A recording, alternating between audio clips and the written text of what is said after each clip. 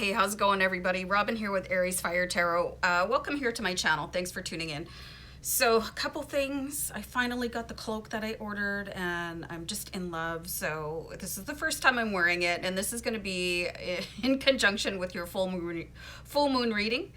So, we do have a full moon coming in on January 28th, but I do encourage everybody to check out when the full moon is going to appear in your night sky. You can see it during the day too. So I follow a lunar calendar, and I just set it to a bookmark on my favorites.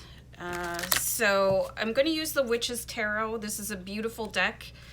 I'm going to do a little bit of a spread here. It's a really interesting spread. So I really want you guys to be able to take care of the power of the take advantage of the power of the full moon.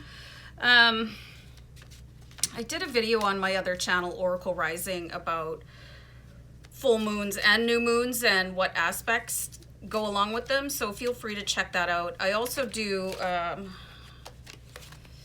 you know, the sign, like the full moon is going into the sign of Leo, so I did that on my other channel, so you might want to check that out.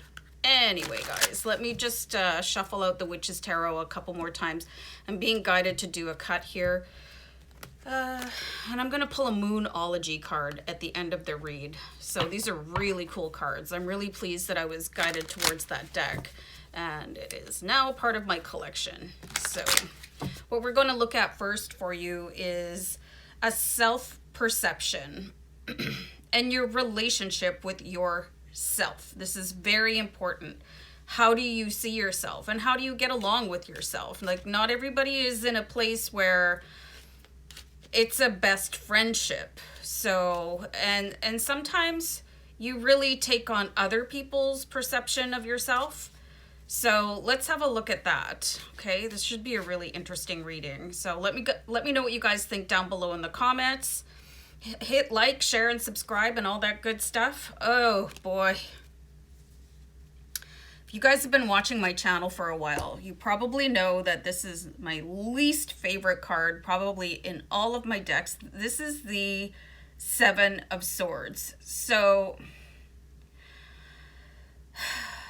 this guy like gives me the creeps, like full body shivers, okay? So there's something about yourself that needs to be discussed, probably just with yourself and your higher self. Seven of Swords, it really carries the energy of getting away with something. Maybe there's something about you that you need to be able to appreciate more, like your relationship with your shadow self and how your shadow self can come to the front and take over to sort of get you through situations. The shadow self can be really related to ego. So it looks to me like there's a little bit of work to be done with your shadow self, and really starting to be in love with all aspects of your life instead of just the fun stuff, the beautiful stuff. You know, that's the stuff that is easy to love. Your sense of humor, your charm, you know, the way that you're giving and helping to other people, your efficiency, like whatever all the good stuff is, that's easy to love. But that shadow self, you know, that anger, the fear, the hurt, that stuff's not easy to be proud of, but it's part of you. So that it looks like you need a little bit of a shadow self integration. And I do videos like that, like really in depth on my other channel, but I'm not somebody that works with shadow self integration. Some of you might want to find a guru that's really good at stuff like that. I'm not one of those people, and I'm not going to make it up to you guys. You know, I'm not going to say, hey, I'm really good at that, so, you know, I'll take you down the wrong path. But Seven of Swords is definitely saying it's time to look inside at those pieces of yourself that you might want to leave behind, but they're there. And if your shadow self wasn't there, you wouldn't be you. I mean, you're a whole entity based on everything you've ever done or said, okay? So very interesting. This next card should be a little bit more helpful. I don't know why I can't hang on to these cards today. So your best qualities. Your best qualities. What qualities to recognize and love more, okay? if you're busy putting down part of yourself, you're putting down all of yourself. So it's really important to focus away from that, and what has your shadow self done for you in times of stress and discomfort and trauma to help you get through? I mean, there goes some mad respect along with that. It's like when you really see you're watching a TV show and there's some bad guy in there, but you're still rooting for him. And of course I can't think of anything right off the top of my head, but do you know what I mean? When you really root for the villain. Okay, so your shadow self's not necessarily a villain, but maybe they didn't do the nicest things ever that, your other side would never have done. So anyway, let's look at your best qualities.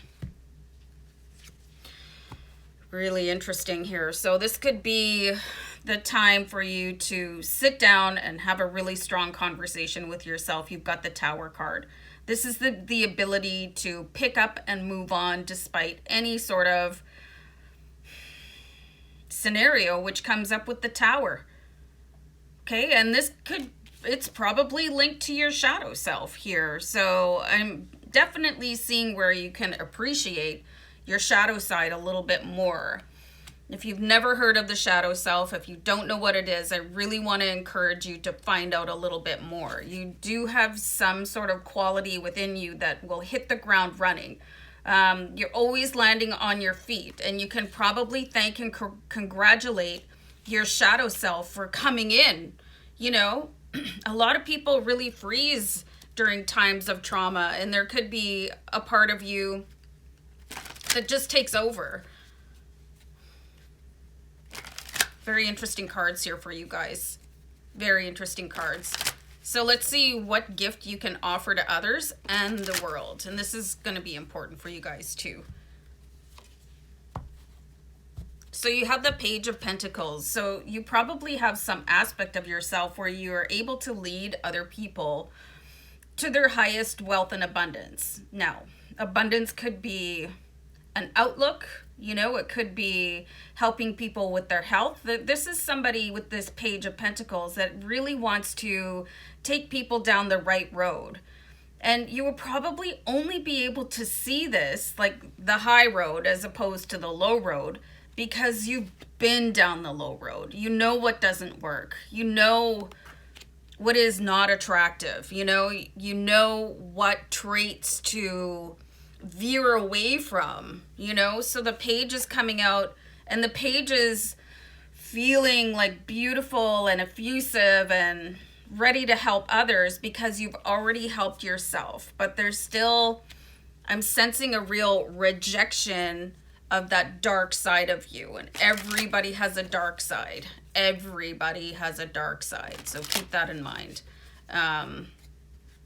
And if you didn't go through what you went through, you wouldn't be the you that you are right now. So being able to embrace every single thing that happened, whether it was pretty or ugly, that takes a real courage. So this is going to be a full moon for you to really stand up in your courage, find what works for you. You might want to do the full moon ritual of charging water under the moonlight, and you basically need, is it called a mason jar? I was going to say masonry, but I don't think that's the right thing. Fill it with water, charge it under the full moon, and then infuse yourself by consuming it the next day. Okay, so this can really be a game changer for you. You can use that water to manifest. Like if you want to say affirmations and set goals and intentions for yourself on that water, like you would take both hands and like hold the water and really give it your all, your best intentions, your highest intentions, and then set it under the moonlight. Just let it charge while you sleep, and then drink it in the morning. And then there's a real power of manifestation that comes along with water. So, and you're welcome to do your own research on that as well. So just remember that you're standing on top of every single experience, whether you remember them or not, whether you like them or not, whether you're proud of them or not, that's all shaped you into the you that you are right now. And it looks like you're ready to really help other people find their way. So whatever that looks like. And I'm seeing that some of you could be considering some sort of fitness coach type of thing or something like that. So let me know in the comments if that is you. You're really working towards helping people in like a health type of I'm getting the word venue, but you know what I mean? Just really helping people take care of themselves a little bit better. So let's see what fulfills you and brings you joy. All right. I'll try not to do this too badly. So you have the Ace of Wands. So this is a really strong ability to take action and take ideas from the universe and move them forward. There is something always propelling you forward. And some people can misinterpret that as their anxiety. Oh, I have to do this before time expires or before I get scolded. So I'm being guided here to, there's a way that you can trick your mind into reinterpreting your emotions and the way that you feel. If you're feeling stressed out and anxious and unsure and you have to do things because you're afraid of the sand running out of the timer, what's that thing called? Hourglass. You know, tell yourself, I'm driven. I'm not anxious. Don't even say that. As soon as you hear the word anxious, cancel, clear, delete that, and then replace it with the word driven. I am driven to do this task. I am excited to do this task. The physical response in your body for anxiety and drive are exactly the same. It's just the way that your brain is interpreting it. So you have to really step up into your own power here. And it looks like you are. Like receiving messages here from the universe and being able to move them forward to help the people around you. Huge initiative in this card here. So try to interpret things the right way, the highest benefit for you, where you don't go to sleep at night, where, you know, you just like with your mind spinning, you know, you can have a little bit more confidence about yourself than that. You don't need to feel like a victim of your thoughts. You know, you're coming into like the power age for you. Let's have a look at your universal potential, guys. And what have you yet to discover about yourself? And I love this because there's parts of you always unfolding, just the way that you've outgrown, you know, maybe not so desirable behavior in the past, and you're really evolving. You're going to continue evolving throughout your entire life. So who in you have you yet to meet? You know, I think that's really beautiful, and it should be really exciting for you. Amazing. It's amazing that I pulled this card right now. So I pulled the Moon card. So there's something very ancestrally powerful about this card, and where you're standing to the front and really just, okay, I can handle this. So you've got more power and more strength to uncover in you, and this self-assuredness, like where you're just going to feel like as strong and as steady and eternal as a rock. Okay, so there's quite an evolution here, you guys. A bit of an underlying tone here to really tap into the power of every aspect of yourself, because it has all served you.